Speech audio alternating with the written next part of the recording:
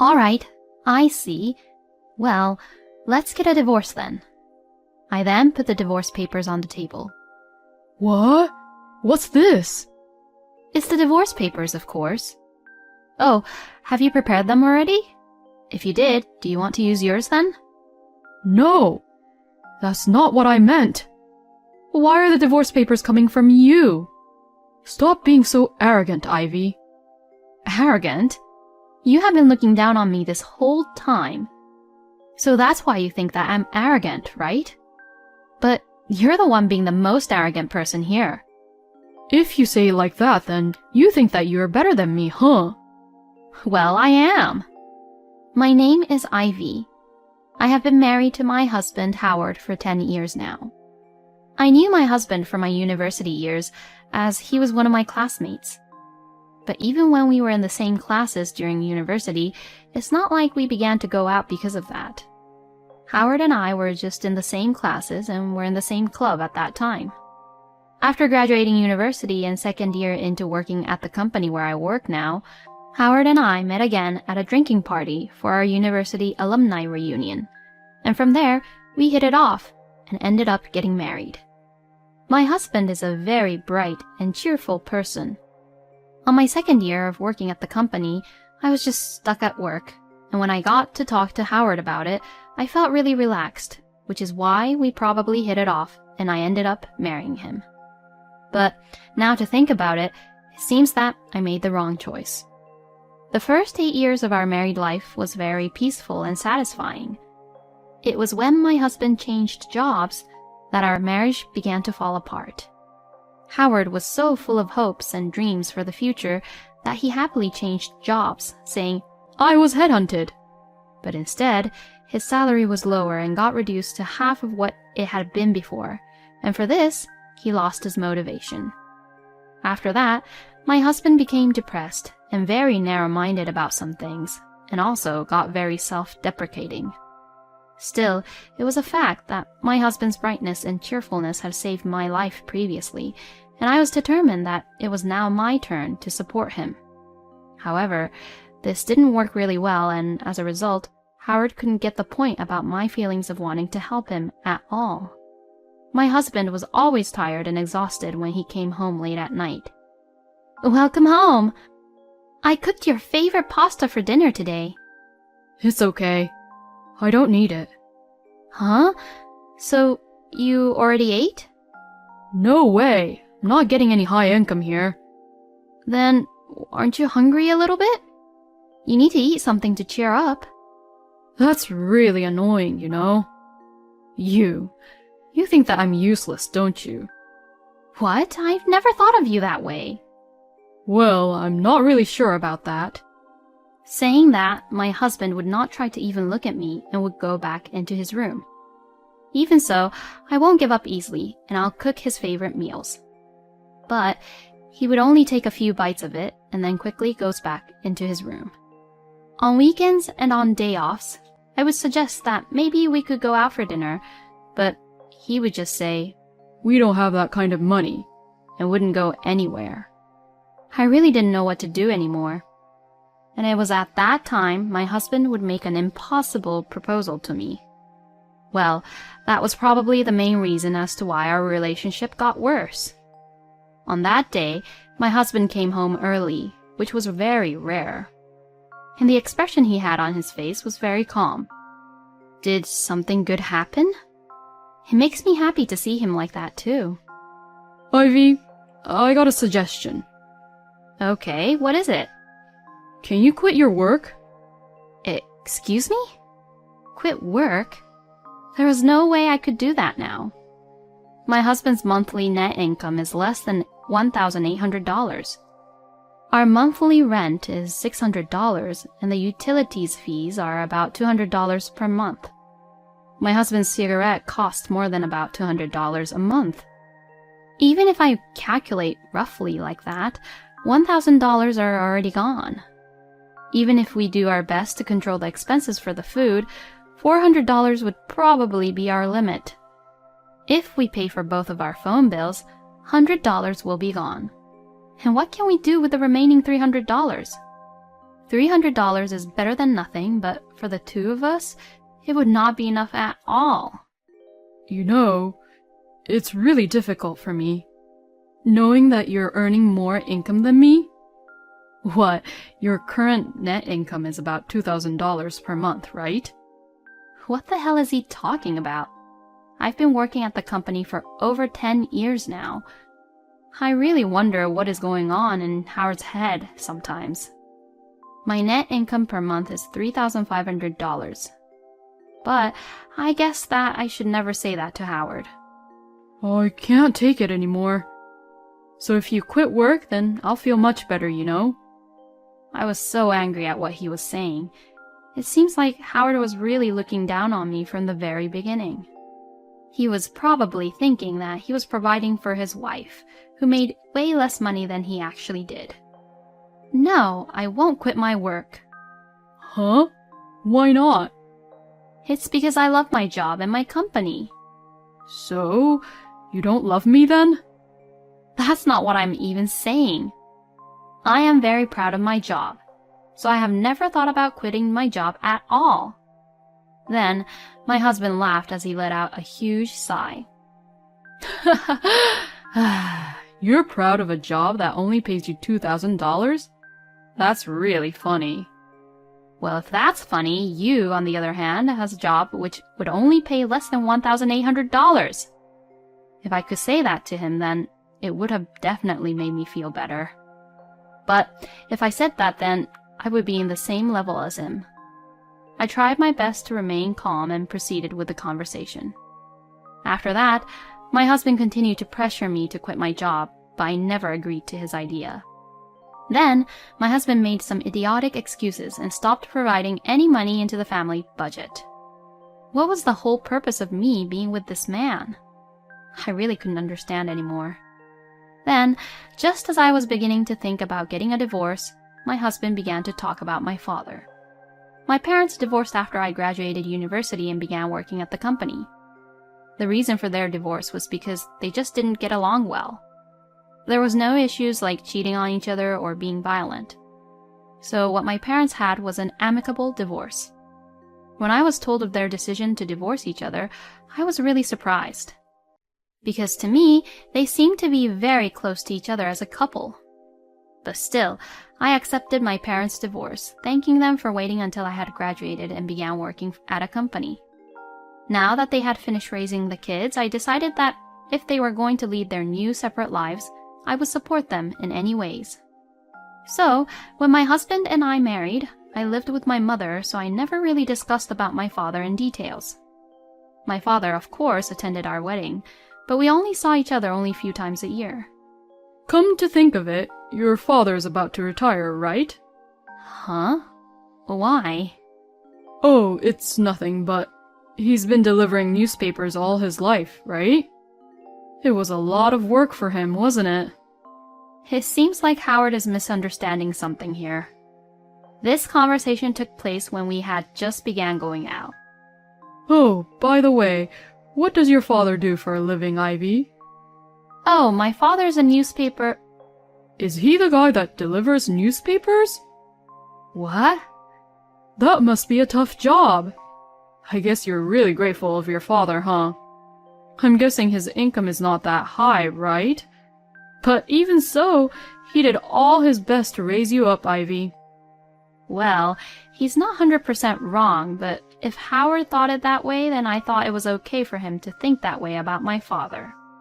Since then, my father wasn't mentioned that much, so I didn't really try to correct Howard about my father's job. But why did my husband bring up my father right now at this time? I couldn't understand what Howard was thinking. And then, when I had forgotten that we had talked about my father, I began to receive these mysterious phone calls on my phone. When I picked them up, it was always silent.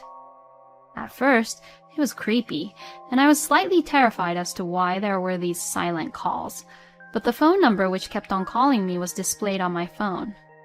So, does this mean that the person who is calling me wants me to know who that person is? As I began to think that way, I gradually became less and less concerned about these silent calls. And one day, When I got the call, I switched the phone on speaker and left it alone. Well, it's not like I was the one calling, so I wouldn't be charged for these calls. And that's when I heard someone cough over the phone. That person definitely sounded like a woman. I see, so it was a woman who's been calling me. Then I heard, "I'm home," over the phone, and then the call was disconnected right after that. That voice is my husband's voice, right? I see, so there's a woman whom my husband is really close to that he can even say, "I'm home," and visit her at her home like it was his. He doesn't even try to provide for the family, and all he does is tries to pressure me to quit my job. I really don't need a husband like him anymore. I immediately requested the investigating agency and asked them to investigate about my husband. It was difficult to find a good agency, and it took some time to sign a contract with them, but 2 months after finding out about Howard saying I'm home to another woman, I was able to get enough evidence of his affair. And I was waiting for the right time to divorce Howard. Unfortunately, my husband brought up the subject about divorce before me. It was a very upsetting story for my part, but my husband had suggested for a divorce. "Hey, how much did your father get when he retired?" "He already retired, right?" Huh? "So, I'm asking you, how much did your father get when he retired?" I don't think he'll get any retirement money. "What? Then what was the point of me being with you all this time?" I don't really understand what you're saying. "I mean, I knew that he wouldn't get much retirement money since he only worked as a newspaper delivery man, but still, it's better than not getting it." Well, yes, indeed. It's better to get it than not to get it. "And yet, your father won't even get the retirement money." Yeah, he won't. "What the hell? I have been putting up with this for 10 years. I just wasted all my time, huh? If we can't rely on your father with money, then I don't want you anymore. I'm divorcing you." Did you marry me for money? "No, not everything is like that. I already knew that a newspaper delivery man like your father won't get much benefits. It's that attitude of yours since you had the last 2 years or so. That's why I feel like I'm not really attracted to you anymore. You've been looking down on me ever since I transferred to my crappy job, haven't you? And that's why I was being depressed too. So, I'm getting alimony from you as well as getting a divorce from you." All right, I see. Well, let's get a divorce then. I then put the divorce papers on the table. "What? What's this?" It's the divorce papers, of course. Oh, have you prepared them already? If you did, do you want to use yours then? "No, that's not what I meant. Why are the divorce papers coming from you? Stop being so arrogant, Ivy."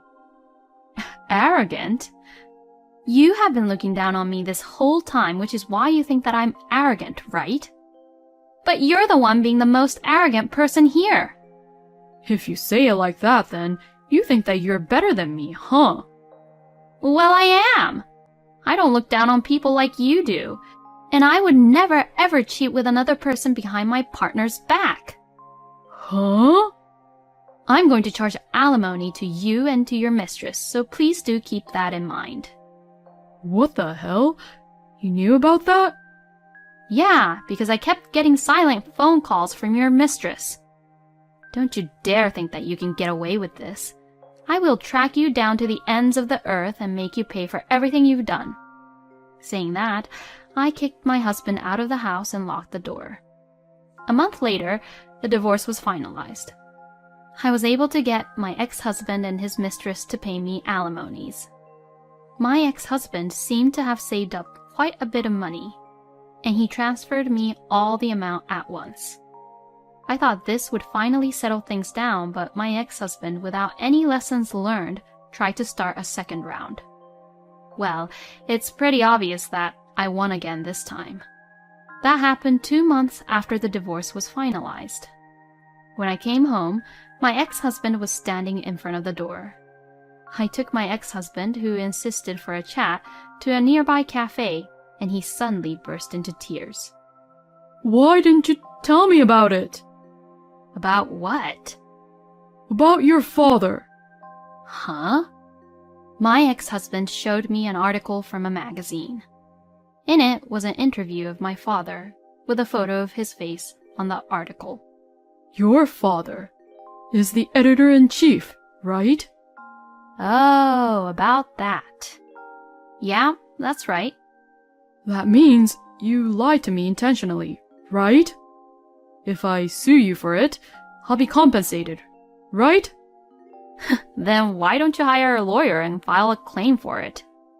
But, well, if you have the money, that is. Besides, I wasn't lying to you intentionally, you know. Sometimes my father does carry newspapers and magazines to his clients, so it doesn't change the fact that he delivers newspapers. I mean, you just jumped to conclusions on that one on your own. Oh, and you're also claiming compensation for emotional distress, right? Go ahead and do it. We can even take this to court if you want. I will never run away, so bring it on. Let's fight this to the end. Even if you say that, you're still going to lose. You also lied to me about his retirement benefits. No, you see, my father hasn't retired yet. So how can you say that I lied about his retirement benefits? Besides, what does my father's retirement benefits have to do with us? Even if my father gets his retirement money in the future, it's his money, and it has nothing to do with me, you know? But still, you might get some from him too, right? Yeah, so what? Then I could have gotten it too. All you care about is only money, no matter what, huh? Because you were blinded by the money, you believed in stupid words like headhunt, and your salary decreased, isn't that right? Snap out of it, will you? I have nothing more to say to you. Don't ever show your face in front of me ever again. If you ever appear in front of me again, I will sue you, and I mean it. I slammed the $10 on the table and left the cafe. I loved him once, but that man is no longer the man I fell in love with. No, he probably was like that to begin with, but I guess I just couldn't see it. I couldn't make any good judgments about him that well. First of all, I need to learn how to judge a person's character and who they really are.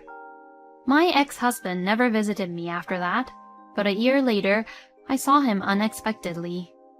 That day, I was enjoying shopping with my friends. And, as we were about to enter a restaurant, I saw my ex-husband. He was wearing a uniform and serving customers. Apparently, he was working as a waiter in that restaurant. I was surprised to see him work in a very different industry from his previous ones, but I was glad he was hired. I guess he's doing his own best to make a living on his own. My friend and I looked at each other, chuckled, and quietly left. Since my divorce, I have been expanding my social life to better myself. I have become reluctant to get married because of what had happened with my ex-husband, and probably I will not remarry in the future. I live for my work, and this is one of the options that some people would choose. With what had happened in the past, I want to learn from it and live my life to the fullest. A husband who relies on his father-in-law's retirement money, he must be really weird. I hope that there's a lot of happiness waiting for Ivy in her future life. Thank you for watching until the end. Please subscribe to our channel. We hope to see you in our next video.